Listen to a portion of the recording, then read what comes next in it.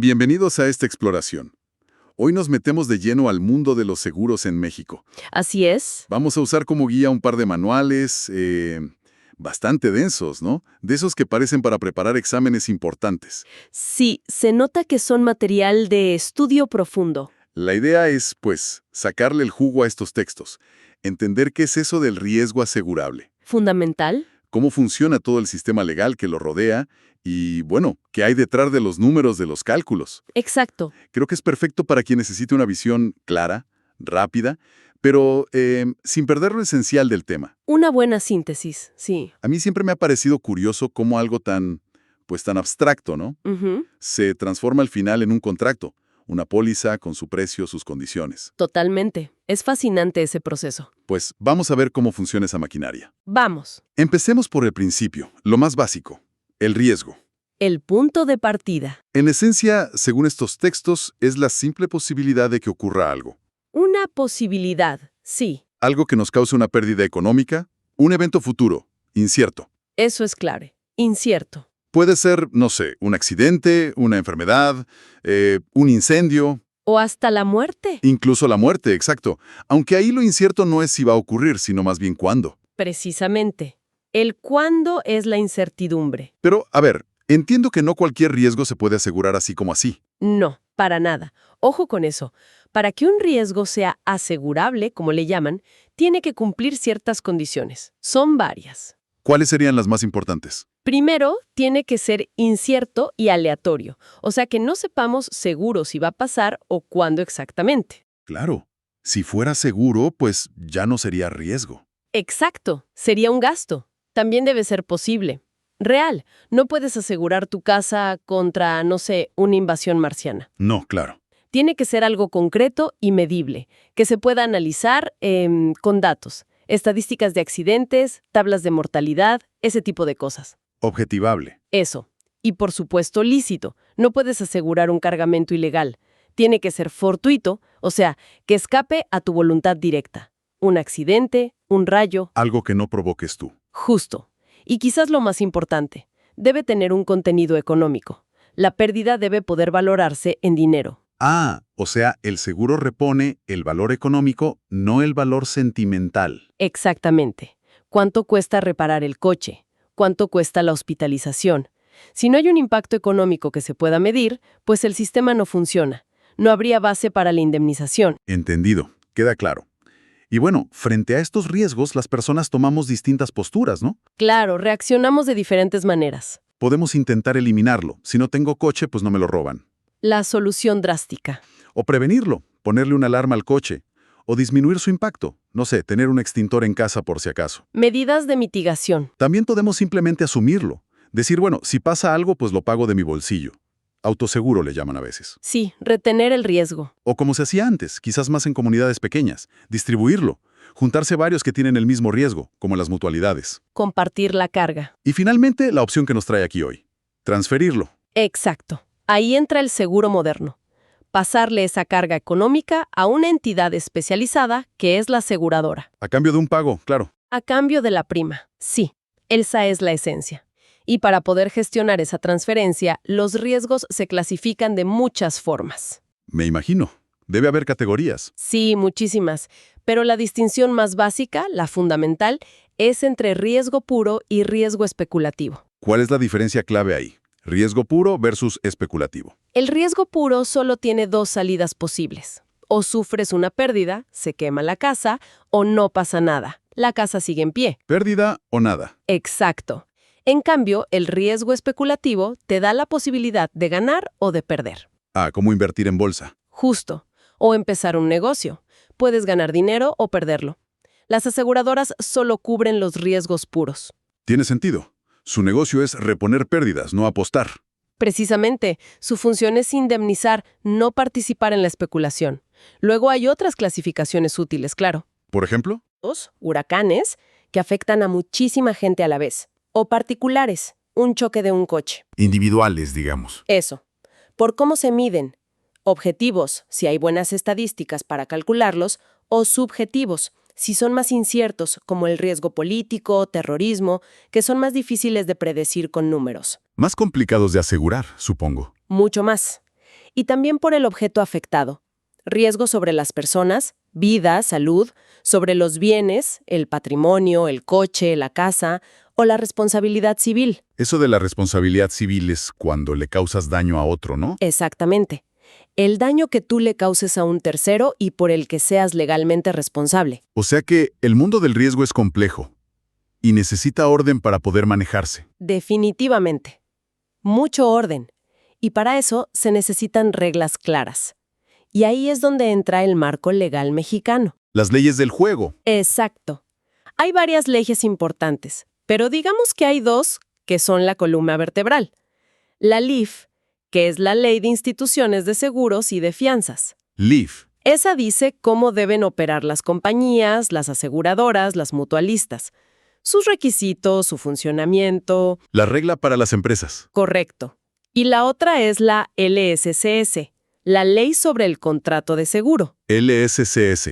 Esa define las reglas ya de la relación entre la aseguradora y quien contrata el seguro, los derechos y obligaciones de cada uno. El contrato en sí. El contrato. Y para vigilar que todo esto funcione bien, que se cumpla, hay como un trío de entidades clave. A ver. Primero, arriba, está la Secretaría de Hacienda y Crédito Público, la SHCP, Hacienda. la autoridad máxima. Sí, ellos ponen las reglas generales, interpretan la ley, dan los permisos para que una aseguradora pueda operar en México. El que da la licencia, digamos. ¿Algo así? Luego está la CNSF, la Comisión Nacional de Seguros y Fianzas. CNSF. Esta es como el brazo ejecutor de Hacienda en el día a día. Es un órgano desconcentrado. Supervisa, vigila, inspecciona, sanciona a las aseguradoras. El policía del sector. Exacto. Y una de sus tareas principales es cuidar la solvencia, que las compañías tengan suficiente dinero para pagar los siniestros. Solvencia, que puedan responder. ¿Y la tercera entidad? La tercera es la Conducef. Ah, Conducef, esa me suena más. Sí, es la Comisión Nacional para la Protección y Defensa de los Usuarios de Servicios Financieros. Ellos son, digamos, los defensores del pueblo, pero en temas financieros. Para nosotros, los usuarios. Correcto. Si tienes una queja, un problema, un conflicto con tu aseguradora o con un banco o cualquier financiera, acudes a ellos. Te ayudan a conciliar, a defender tus derechos. Entonces, Hacienda pone reglas. La CNSF vigila a las empresas para que tengan dinero y Conducef protege al usuario. Suena bastante lógico el esquema. Sí, es un sistema de pesos y contrapesos, en teoría. ¿Y qué les exige la ley a las aseguradoras para poder operar? Me mencionaste la solvencia. Sí. Bueno, primero deben ser sociedades anónimas. Deben tener un capital mínimo pagado, que es una cantidad bastante fuerte y la fija la CNSF en UDIs. UDIs, unidades de inversión, para que no pierda valor con la inflación. Exacto. Y algo crucial, que ya mencionamos un poco, constituir y mantener reservas técnicas. Eso de las reservas técnicas me suena importante, pero ¿qué es en palabras más sencillas? ¿Como un fondo de emergencia gigante de la aseguradora? Algo así, pero mucho más específico y regulado. No es un dinero que puedan usar para lo que quieran. Son como guardaditos, obligatorios por ley.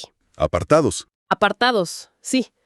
Específicamente destinados a garantizar que tendrán cómo pagar los siniestros futuros a sus asegurados. Es la garantía de que la promesa de pago se va a cumplir.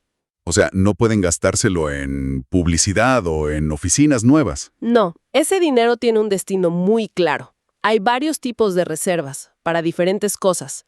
Por ejemplo, la reserva de riesgos en curso, para los siniestros del año. O la de obligaciones pendientes, para los siniestros que ya pasaron pero aún no se pagan. Vale. Y hay una muy interesante en los seguros de vida a largo plazo, la reserva matemática. Reserva matemática. ¿Cómo funciona esa? A ver, en un seguro de vida que dura muchos años, el riesgo de fallecer aumenta con la edad, ¿verdad? Lógico. Pero la prima, lo que pagas cada año, suele ser nivelada. Pagas lo mismo. Entonces, al principio, cuando eres joven, pagas un poquito de más para el riesgo real de ese momento. Entiendo. Ese poquito de más no se lo queda a la aseguradora como ganancia directa. Lo invierte y forma esta reserva matemática. Es un colchón que crece para poder cubrir los costos más altos de los años posteriores cuando el riesgo es mayor, sin tener que subirte la prima por las nubes. Ah, mira qué interesante. Es como un ahorro forzoso dentro del seguro para que el costo se mantenga estable a lo largo del tiempo. Exactamente, es un mecanismo clave para los seguros de vida a largo plazo. Muy claro. Y estas aseguradoras autorizadas, con sus reservas y todo, ¿qué tipos de seguros pueden ofrecer según la ley? La ley los agrupa en tres grandes ramos, u operaciones, como les llama. Primero, operaciones de vida. Vida. Cubre fallecimiento, supervivencia. Sí, y también incluye los planes de pensiones privados o los derivados de la seguridad social. Ok. Segundo grupo. Operaciones de accidentes y enfermedades. Aquí entra todo lo relacionado con lesiones por accidente, gastos médicos por accidente o enfermedad, o incluso seguros de salud que cubren servicios preventivos. Gastos médicos mayores, menores, indemnizaciones por accidente. Todo eso. Y la tercera categoría, me imagino que es la más variada. Sí, es el gran cajón desastre. Operaciones de daños. Daños. ¿Qué entra ahí? Uf, de todo. Desde lo más común como responsabilidad civil, que ya mencionamos, ¿Sí? el seguro de automóviles, claro, el de incendio para tu casa o negocio, seguros marítimos y de transportes, seguros agrícolas y de animales. Para el campo. Exacto. Seguros de crédito por si alguien no te paga una deuda, de caución que garantizan que alguien cumpla un contrato, incluso para riesgos catastróficos como terremotos o huracanes, y un montón de diversos: robo, rotura de cristales, calderas, equipo electrónico, Vaya, sí que es amplio ese ramo de daños. muchísimo. Y un punto legal que es importante tener en cuenta aquí es la territorialidad. Territorialidad. ¿A qué se refiere? A que si el riesgo puede ocurrir en México. Por ejemplo, un coche que circula aquí, una casa ubicada aquí, una persona que vive aquí. El riesgo está en territorio mexicano. Exacto. La ley dice que, en general, debes asegurarlo con una compañía que esté autorizada para operar en México. Puede ser una empresa mexicana o una extranjera que tenga permiso de la SCHCP para operar aquí. ¿Y no puedo contratar un seguro con una empresa de fuera directamente por Internet, por ejemplo? Hay restricciones importantes. La ley prohíbe explícitamente contratar con empresas extranjeras no autorizadas para ciertos seguros específicos si el riesgo está aquí. Por ejemplo, seguros de personas si tú estás físicamente en México al contratar, o seguros de coches o aviones con matrícula mexicana, o seguros de responsabilidad civil por cosas que pasen aquí. Entiendo. Es una medida de control y también de protección, supongo, para que apliquen las leyes mexicanas y la supervisión de la CNSF y Conducef. Justo, para que el usuario esté protegido por el marco legal mexicano. Bien, ya tenemos el riesgo, las reglas, las autoridades, los tipos de seguros. Ahora, vayamos al corazón de todo esto. El contrato de seguro en sí, la póliza. ¿Qué características tiene? Bueno, tiene varias características legales importantes. Es bilateral. Bilateral. Obligaciones para ambos lados. Exacto, tú pagas la prima, la aseguradora paga la indemnización si ocurre el siniestro. Es oneroso. Oneroso. Implica dinero, intercambio económico. No es gratis. No es un regalo, ¿no? Hay un costo y un posible beneficio económico. Es consensual. Consensual. Nace del acuerdo. Cuando firmas la solicitud y la aseguradora emite la póliza. Correcto. Se perfecciona con el acuerdo de voluntades. Y hay una característica que mencionaste antes que es de verdad fundamental. La máxima buena fe. La máxima buena fe. Este es quizá el pilar más importante de todo el contrato de seguro. ¿Por qué es tan crucial? Porque todo el sistema se basa en la confianza mutua. Se espera que tú, cuando pides el seguro, declares toda la información relevante sobre el riesgo. De manera honesta, completa. Fumas, tienes esta enfermedad, usas el coche para trabajar. Tienes que decir la verdad. Y se espera que la aseguradora también actúe con transparencia, explicando bien las condiciones, cumpliendo lo pactado. ¿Y qué pasa si no se actúa con esa buena fe? Si yo, por ejemplo, oculto información importante al contratar. Digo que no fumo, pero sí fumo, para un seguro de vida. Ah, ahí es donde la cosa se pone delicada. Si omites hechos importantes que tú conocías o declaras cosas inexactas que influyen en cómo la aseguradora valora el riesgo, Si mientes, básicamente. sí, la compañía puede rescindir el contrato, o sea, cancelarlo. Tiene 30 días para hacerlo desde que se entera de esa omisión o de esa declaración inexacta. Incluso si el siniestro no tuvo nada que ver con lo que oculté. Si muero en un accidente de coche, pueden cancelar porque mentí sobre fumar. Sí, la ley es estricta en eso. La omisión o declaración inexacta vicia el consentimiento original, aunque no influya directamente en el siniestro. La aseguradora evalúa el riesgo con información falsa. Vaya, eso es fuerte. Hay que ser muy cuidadoso al llenar la solicitud. Totalmente. Ahora, claro, hay límites. La aseguradora no puede rescindir si ella ya sabía esa información por otros medios o si ella misma provocó el error en la solicitud. Ok, hay excepciones. Y en algunos seguros, sobre todo en los de vida, suele haber una cláusula de indisputabilidad. Indisputabilidad. Significa que, después de que la póliza ha estado vigente por un tiempo, normalmente 2 años, la aseguradora ya no puede anularla o disputarla basándose en declaraciones inexactas que hiciste al contratar. Ah, como que después de 2 años se consolida el contrato. Algo así. Salvo que puedan probar que hubo dolo o fraude intencional de tu parte. Pero para errores u omisiones sin mala fe, después de 2 años, ya no te pueden cancelar por eso. Da cierta seguridad. Entendido. La honestidad al contratar es clave. ¿Y qué pasa si el riesgo cambia durante la vida de la póliza? Por ejemplo, tenía un coche particular y ahora lo empiezo a usar como taxi. ¿Tengo que avisar? Absolutamente. Eso se llama agravación del riesgo. Si las circunstancias cambian de tal manera que el riesgo aumenta, esencialmente... Como usar el coche para un fin más riesgoso. Exacto. Tienes la obligación legal de comunicárselo a la aseguradora por escrito. Y tienes que hacerlo rápido. La ley dice dentro de las 24 horas siguientes a que tú sepas de ese cambio. 24 horas. Es muy poco tiempo. Sí, es un plazo muy corto. Si no lo haces y ocurre un siniestro relacionado con esa agravación, las obligaciones de la aseguradora cesan, o sea, no te pagan. Ouch. Si avisas, entonces la aseguradora evalúa la nueva situación.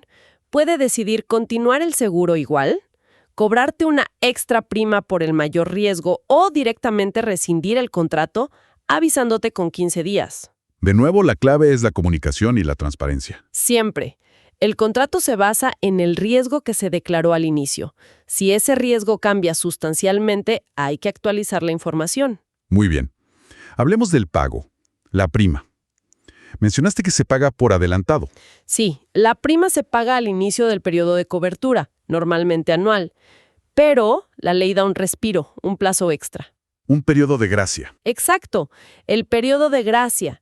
Si no se pacta otra cosa, suelen ser 30 días naturales después de la fecha en que vencía el pago. O sea, tengo un mes más para pagar sin que se cancele. Correcto.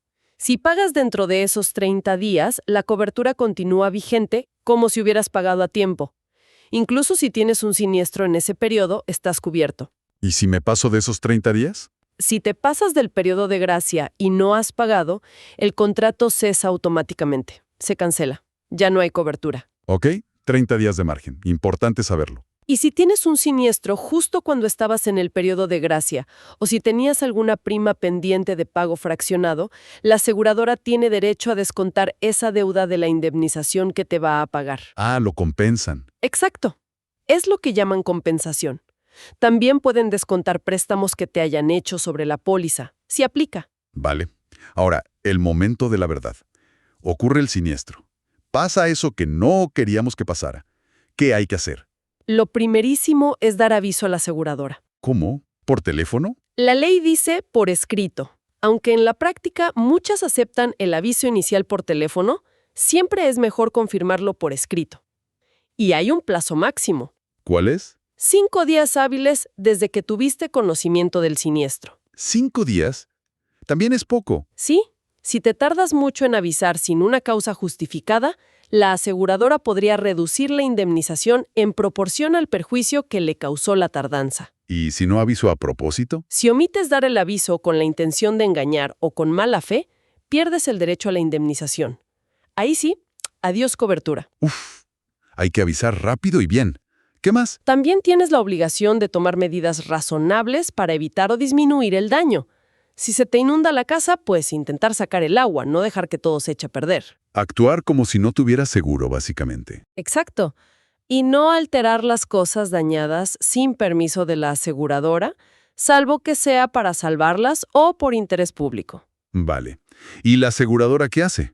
Pues tiene derecho a pedirte toda la información y documentos que necesite para comprobar que el siniestro ocurrió, cuáles fueron sus causas y cuánto costó el daño. ¿Te pedirán facturas, presupuestos, informes médicos? Todo lo necesario.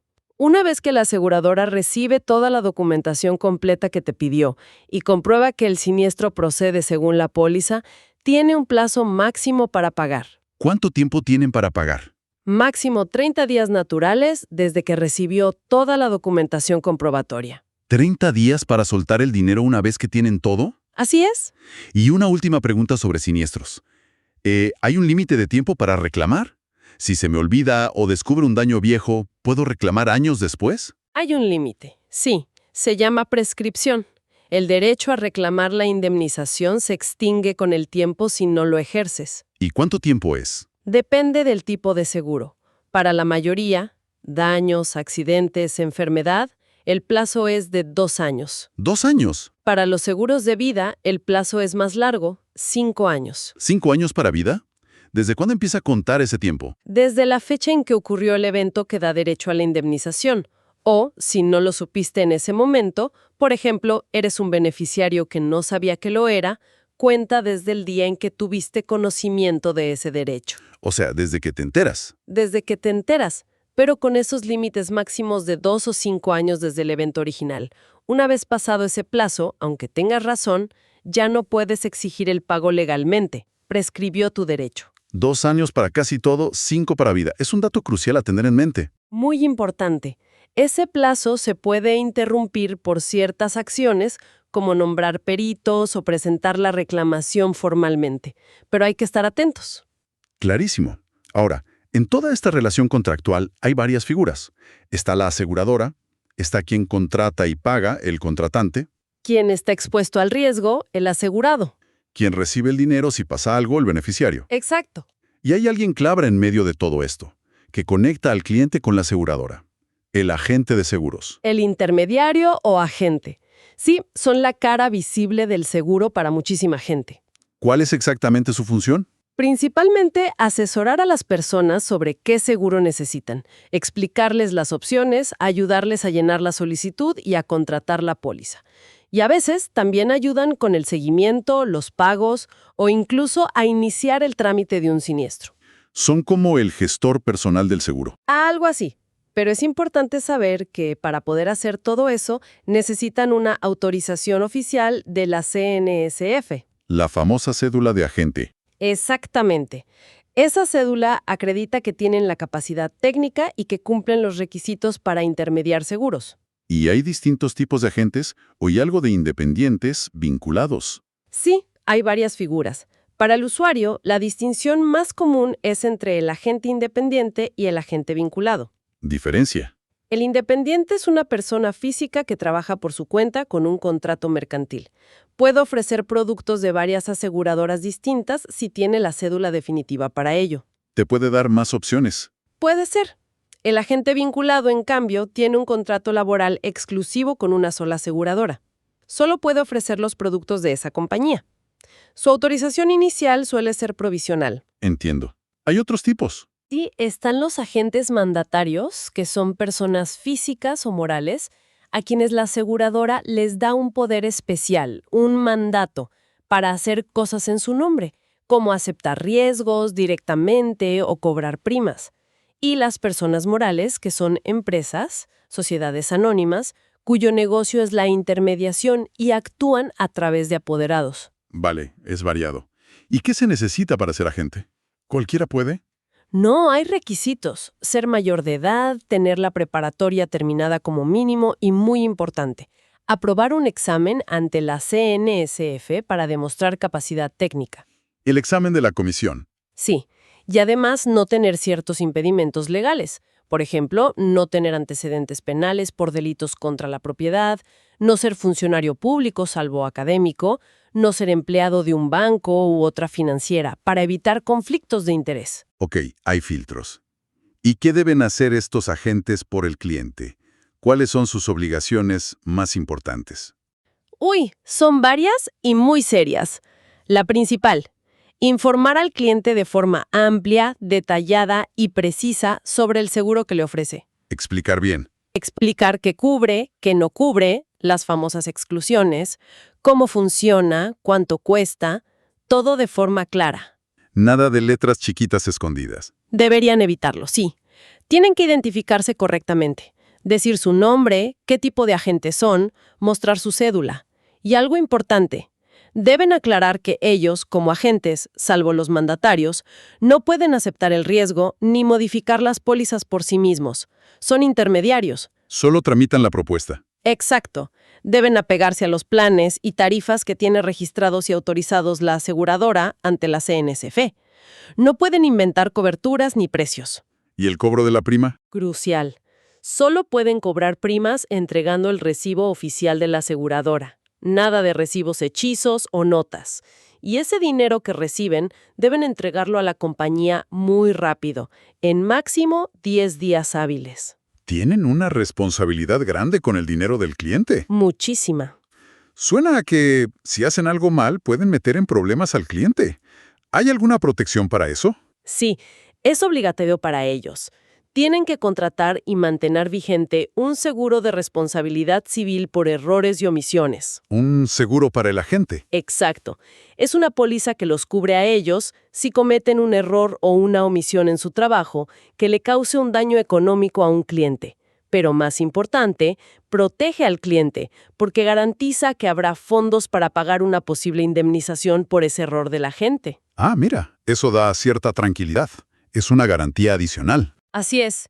Y si los agentes no cumplen con todas estas obligaciones, la CNSF los puede sancionar. ¿Qué tipo de sanciones? Van desde una simple amonestación por escrito hasta multas económicas fuertes, la suspensión temporal de su cédula por meses o hasta 2 años, o incluso la inhabilitación o revocación definitiva de su permiso para ser agentes. ¿Pueden perder su licencia para trabajar? Correcto. El sistema busca que actúen de forma profesional y ética. Bien. Entonces, el agente es un asesor regulado, con seguro propio y sujeto a sanciones. Buen resumen. Mencionaste antes a la Conducef, la defensora del usuario. ¿Cómo funciona eso en la práctica? Si tengo un problema real con mi aseguradora, ¿qué hago? Bueno, si tienes una queja, por ejemplo, crees que no te quieren pagar un siniestro que sí procede, o no estás de acuerdo con el monto que te ofrecen, o sientes que no te atendieron bien, tienes un plazo. ¿Otro plazo? Sí. 2 años desde que ocurrió el hecho que te causa la queja o desde que la aseguradora te dio una negativa por escrito para presentar tu reclamación. 2 años para quejarme formalmente. ¿Dónde? Tienes 2 vías principales. Puedes ir a la Unidad Especializada de Atención a Usuarios, la UNE, que cada aseguradora debe tener, o puedes ir directamente a la Conducef. ¿Y qué pasa si voy a Conducef? Presentas tu reclamación por escrito, explicando qué pasó y adjuntando tus pruebas, la póliza, cartas, facturas, lo que tengas. Conducef revisa si procede. ¿Pueden rechazarla si no tiene fundamento? Sí. Si la admiten, le notifican a la aseguradora y los citan a ambos a una junta de conciliación. Una reunión para ver si se arreglan. Exacto. Ahí, un funcionario de Conducef actúa como mediador, como conciliador imparcial, escucha a ambas partes y trata de ayudarlas a encontrar una solución amistosa. ¿Y funciona? ¿Se llega a acuerdos? Muchas veces sí. Si llegan a un acuerdo, se escribe en un acta y ese acuerdo tiene fuerza legal como si fuera una sentencia. Se resuelve el problema ahí mismo. ¿Y si no hay acuerdo en la conciliación? Si no se logra la conciliación, Conducef les propone otra opción: resolver la disputa mediante un arbitraje. Arbitraje. Es como un juicio, pero más rápido y menos formal. Algo así. Es un mecanismo alternativo a los tribunales. Pero ojo, ambas partes tienen que estar de acuerdo voluntariamente en someterse al arbitraje de Conducef. No es obligatorio. ¿Y si aceptan? Si aceptan, eligen qué tipo de arbitraje quieren. Puede ser en amigable composición, donde el árbitro de Conducef busca la solución más justa y equitativa, basándose en la verdad y la buena fe, sin seguir estrictamente todas las formalidades legales. Más flexible. O puede ser de estricto derecho, donde el árbitro sí tiene que aplicar la ley al pie de la letra, como un juez. En ambos casos, la decisión final del árbitro se llama laudo. Y ese laudo sí es obligatorio para las 2 partes. Resuelve la controversia definitivamente. ¿Y si una de las partes no quiere el arbitraje? Entonces se termina la intervención de Conducef en ese sentido y ya quedan a salvo los derechos de la persona para, si quiere, demandar a la aseguradora ante los tribunales competentes. Ir a juicio, la vía tradicional. Exacto. Aunque Conducef todavía puede hacer algo más.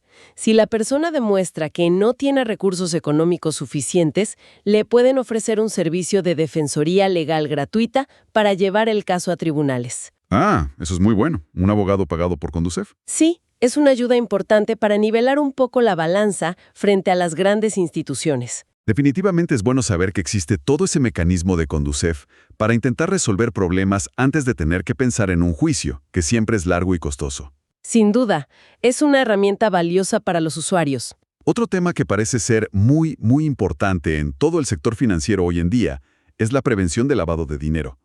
¿Cómo entra eso en el mundo de los seguros? Es absolutamente crucial.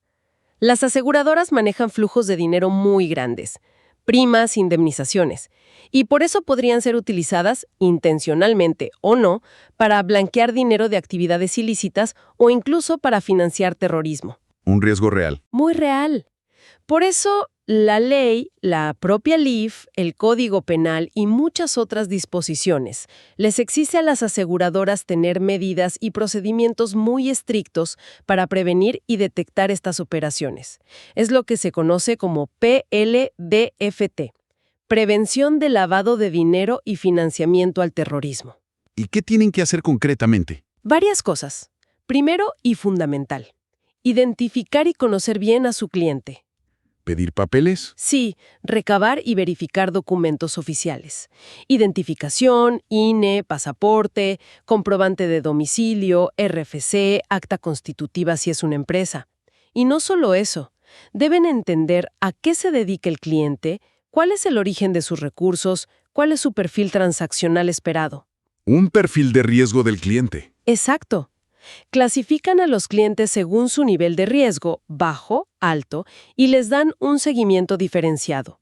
Deben mantener expedientes de identificación completos y actualizados. ¿Y luego qué hacen con esa información? Deben monitorear las operaciones que realizan sus clientes. Y aquí viene lo clave. Detectar y reportar a las autoridades ciertas operaciones que puedan ser sospechosas. ¿Qué tipo de operaciones? Hay 3 tipos principales de reportes que deben enviar a la SHCP, a través de la CNCF. Primero, las operaciones inusuales. Inusuales. Son aquellas operaciones que no concuerdan con el perfil que ya conocen del cliente. Por el monto, la frecuencia, la zona geográfica, el tipo de instrumento de pago. Algo que no cuadra, que se sale de su comportamiento habitual. Algo raro. Exacto. Segundo, las operaciones relevantes. Estas son más objetivas. Son operaciones que se realizan con ciertos instrumentos, efectivo, cheques de viajero, oro, plata, por un monto igual o superior al equivalente a $10,000 americanos. $10,000 en efectivo, por ejemplo. Hay que reportarlo. Automáticamente sí. Y tercero, las operaciones preocupantes. Preocupantes. ¿Esas cuáles son? Estas son internas. Se refieren a conductas sospechosas que detecten en sus propios directivos, funcionarios, empleados o incluso agentes que pudieran estar ayudando a realizar operaciones ilícitas. Vigilancia interna también. Sí. Tienen que enviar estos reportes usando formatos y plazos muy específicos. Además, deben capacitar a todo su personal sobre PLFDT y tener manuales de políticas y procedimientos. Es toda una estructura de vigilancia interna y externa. Sí. Es una obligación muy seria y las sanciones por incumplimiento son muy fuertes para las aseguradoras. Busca proteger la integridad de todo el sistema financiero. Queda claro que es un tema prioritario. Bueno, ya casi para cerrar esta exploración, metámonos un poquito a la cocina, al lado técnico. ¿Cómo calculan las aseguradoras cuánto cobrar? La famosa prima. ¿Es por intuición o hay ciencia detrás? No, nada de intuición. Es pura matemática y estadística. Se apoyan en bases científicas muy sólidas. ¿Qué tipo de herramientas usan? Conceptos clave son la probabilidad, qué tan probable es matemáticamente que ocurra un evento al azar, como un choque o un fallecimiento, y la estadística, analizar muchísimos datos del pasado para estimar esas probabilidades futuras. Ver qué ha pasado antes para predecir qué puede pasar. Exacto. Y el principio fundamental que hace que esto funcione es la ley de los grandes números. ¿La ley de los grandes números? ¿Qué dice? Básicamente dice que cuanto mayor es el número de casos que observas, cuantos más coches aseguras, cuantas más vidas cubres, o sea, cuanto más grande es la muestra, más se va a parecer la experiencia real, cuántos siniestros ocurren de verdad, a la probabilidad teórica que calculaste. O sea, con muchos asegurados, las predicciones se vuelven más confiables. Mucho más fiables. Permite mutualizar el riesgo. Analizan dos factores principales para cada tipo de riesgo. La frecuencia, cada cuánto ocurren los siniestros en un grupo grande, y la severidad, cuánto cuestan en promedio esos siniestros cuando ocurren. ¿Cuántas veces pasa y cuánto cuesta cada vez? Justo. Con esos dos datos, frecuencia y severidad, calculan el costo estadístico promedio por asegurado. Eso es la prima pura de riesgo o prima neta. Es el corazón del cálculo. El costo técnico del riesgo. Pero la prima que pagamos al final es más alta que eso, ¿no? Claro, claro. La prima pura solo cubre el costo esperado de los siniestros. A eso, la aseguradora le tiene que sumar varias cosas para llegar a la prima de tarifa, que es la que te ofrecen. ¿Qué le suman? Pues, primero, los gastos de adquisición. ¿Qué son esos? Comisiones. Principalmente comisiones para los agentes, sí. También gastos de publicidad, de promoción, todo lo que cuesta adquirir al cliente. Luego, los gastos de administración. Los gastos de operar la empresa. Exacto. Sueldos del personal, renta de oficinas, sistemas informáticos, papelería, todo el costo operativo. Y, lógicamente, una utilidad esperada. La ganancia para la aseguradora. Claro, son un negocio. En los seguros de vida a largo plazo también se considera la tasa de interés técnica. Ah, lo que esperan ganar invirtiendo las reservas que mencionamos. Exacto. Ese rendimiento esperado ayuda a reducir un poco la prima nivelada que paga el cliente. Entonces, sumando la prima pura plus gastos de adquisición plus gastos de administración plus utilidad y restando el efecto del interés técnico en vida, llegas a la prima de tarifa. La prima base. ¿Y esa es la final? Casi. A esa prima de tarifa todavía le pueden aplicar recargos o extraprimas. ¿Por qué te cobrarían de más? Si tu riesgo personal es mayor al promedio o estándar para el que se calculó la tarifa, por ejemplo, si tienes una ocupación peligrosa o una condición de salud que te hace más riesgoso, o también te cobran un recargo si decides pagar la prima en pagos fraccionados, mensual, trimestral, en lugar de un solo pago anual. Por el costo financiero de fraccionar. Exacto. Y al revés, también puede haber descuentos. ¿Descuentos? ¿Por qué? Por factores que hagan tu riesgo menor al promedio. Por ejemplo, si no fumas, a veces te dan descuento en seguro de vida, a las mujeres a veces les dan descuento en vida por tener mayor esperanza de vida, o si tienes sistemas de seguridad en tu coche o casa. Factores favorables. Correcto. Entonces, a la prima de tarifa le sumas los recargos, le restas los descuentos y a eso le agregas otros carguitos como los gastos de expedición de la póliza y, por supuesto, el IVA. Y listo. Esa es la prima total que terminas pagando. Vaya, sí que tiene sus componentes el precio final. Definitivamente no es un número al azar. Y una última curiosidad sobre esto. Si a la aseguradora le va muy bien un año, digamos, hubo menos siniestros de los esperados, o gastaron menos, o sus inversiones rindieron más, ¿qué pasa con ese dinero extra? ¿Se lo quedan todo? Si se genera un excedente financiero porque la realidad fue mejor que las estimaciones, ¿Si le sobró dinero? la aseguradora podría decidir repartir una parte de ese excedente entre ciertos asegurados. Eso se llama dividendos. Dividendos, como en las acciones. Parecido, pero en el contexto de seguros. Es importante decir que estos dividendos no son garantizados. Son una posibilidad, no una obligación, salvo que la póliza específicamente lo indique. Depende de que haya habido ganancias extras y de que la aseguradora decida repartirlas. Exacto. Y si te tocan dividendos, normalmente te dan opciones sobre qué hacer con ellos. ¿Cómo qué? Puedes recibirlos en efectivo, o usarlos para pagar la prima del siguiente año, o dejarlos ahí acumulando intereses con la aseguradora, o usarlos para comprar un poquito más de protección, un cachito más de suma asegurada. Interesante esa posibilidad de los dividendos. Sí, es un beneficio potencial en algunos tipos de pólizas, sobre todo las que tienen componente de ahorro. Vaya. Pues sí que hemos recorrido terreno. Queda clarísimo que detrás de lo que parece una simple póliza de seguro hay todo un universo, un engranaje legal, financiero, estadístico, bastante complejo. Mucho más de lo que parece a simple vista, ¿verdad? Sí, definitivamente no es tan simple como contratar y ya. Para nada.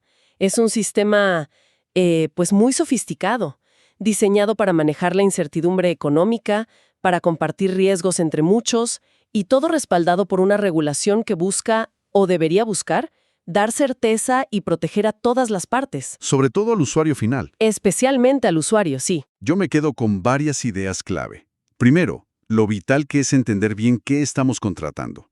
¿Qué cubre y sobre todo qué no cubre el seguro? El riesgo asegurable real. Conocer las exclusiones es fundamental. Segundo, la importancia de toda la estructura de regulación. Hacienda, la CNSF, Conducef, son como los guardianes del sistema. Un sistema de control es necesario. Y tercero, la necesidad absoluta de actuar con transparencia y buena fe. Tanto nosotros al declarar el riesgo, como la aseguradora al cumplir su parte. Es la base de todo. Totalmente de acuerdo. La buena fe es la piedra angular. Sin ella, la confianza se rompe y el mecanismo no funciona como debería. Pues ha sido una exploración muy reveladora. Sí, hemos visto cómo funciona este mecanismo formal para transferir el impacto económico de ciertos riesgos a una entidad especializada. Pero, ¿sabes? Me deja pensando algo. ¿Qué cosa? Hemos hablado mucho del seguro formal, de cómo transferimos riesgos a las compañías. Pero, ¿qué pasa con todos esos otros riesgos que no podemos asegurar? O que decidimos no asegurar formalmente. Riesgos más cotidianos o quizás más comunitarios. Interesante punto. ¿Qué otros mecanismos usamos en nuestra sociedad? Quizás más informales, más basados en la comunidad, en la familia, en las redes de apoyo, para compartir colectivamente el peso de esa incertidumbre económica, que al final siempre va a estar ahí, más allá del seguro formal. Es una excelente reflexión para seguir pensando. ¿Cómo nos cuidamos unos a otros fuera del esquema del seguro? Exacto. Una mirada más allá de la póliza. Un punto muy interesante. Pues muchas gracias por acompañarnos en esta inmersión profunda al mundo de los seguros en México. Gracias a ti, ha sido un placer. Hasta la próxima.